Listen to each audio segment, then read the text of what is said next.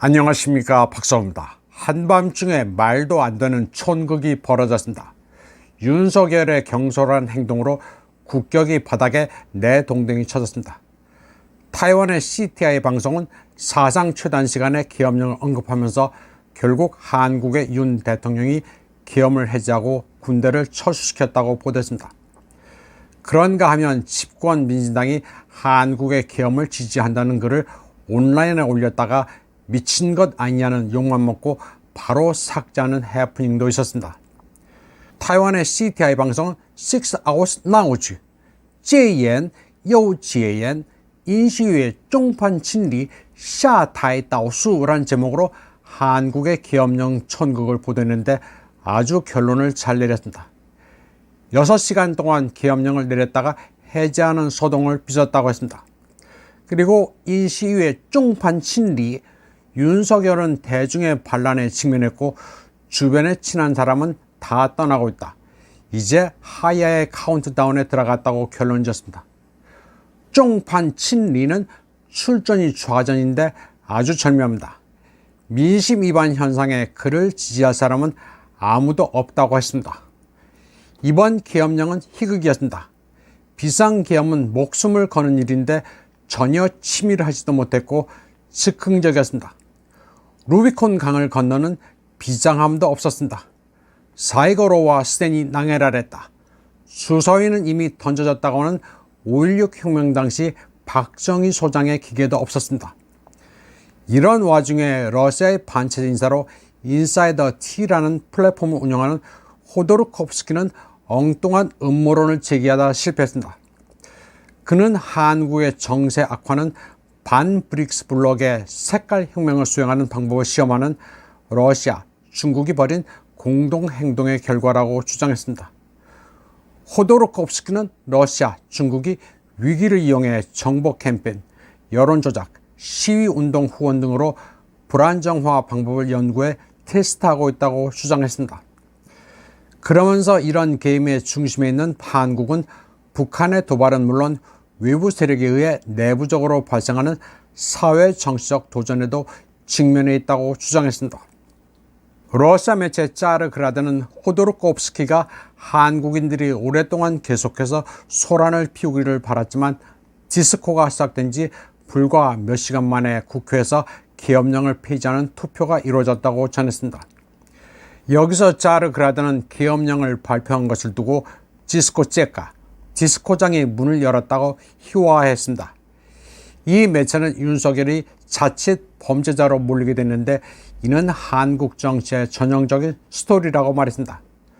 그래서 러시아, 중국 개입을 주장했던 호도르코프스키의 인사이더 T는 크게 실망했다고 짜르그라드는 전했습니다. 그리고 한국에서 일어나는 모든 것이 그리 공포스러운 것은 아니고 북한의 김정은조차도 관심이 없을 것이라고 말했습니다. 짜르그라드는 김정은이 정치적 위기를 틈타 한국을 공격하지는 않을 것이라면서 북한 지도부가 계엄령 선포 배경의 서울 정세에 그다지 관심이 없다는 외교 소식통의 말도 인용했습니다. 그러면서 한국의 계엄령 소동은 완전히 지역에 국한된 스토리로 윤석열은 권력을 유지하기 위해 계엄령을 선포했던 것뿐이라고 말했습니다. 또 실제 군사 상황과 관련해서도 한국과 관련된 것은 없으며 설령 서울에서 시위가 있더라도 김정은은 여기에 관여하지 않을 것이라고 전했습니다. 짜르그라드는 그러면서 한국 역사에서 정치 지도자에 대한 쿠데타와 보복은 흔한 일이라면서 역대 대통령들의 불운했던 궤적을 열거했습니다. 이승만, 윤보선, 박정희, 최규하, 전두환, 노태우, 김영삼, 김대중, 노무현, 이명박, 박근혜, 문재인을 나열했습니다. 도네츠크 공화국의 초대 국가안보부 장관이며 정치평론가인 안드레 핀추크는 한국에서 무슨 일이 일어나고 있는지 이해하려면 한국 정치의 특징을 알아야 한다고 말했습니다. 그러면서 호도르코프스키처럼 사태를 오독하면 안 된다고 말했습니다.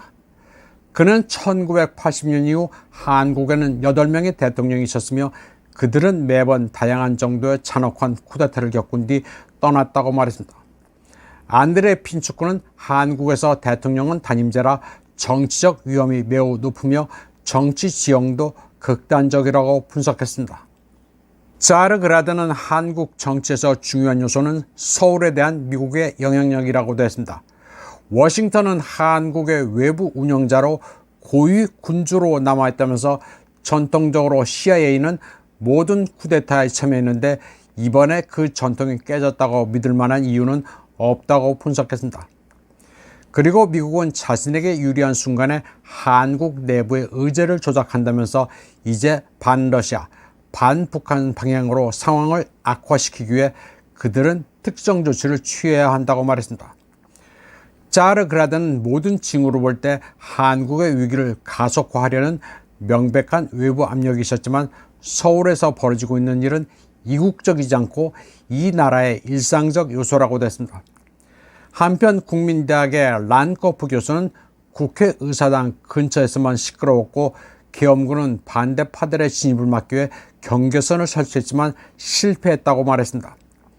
그리고 190명의 의사당에 들어가 계엄령 반대를 의결한 만큼 윤석열은 곧바로 자리를 떠날 수도 있다고 논평했습니다. 란코프 교수는 또 윤석열의 비상계엄 선포가 1993년 보리스 옐친의 친위 쿠데타를 연상시킨다고도 했습니다. 그리고 옐친은 성공했지만 윤석열은 패배했다고 말했습니다. 란코프 교수는 그러면서 북한의 김정은도 서울의 이런 상황 변화에 놀랐다고 전했습니다. 이번 방송은 여기까지 하겠습니다. 시청해주신 여러분 감사합니다.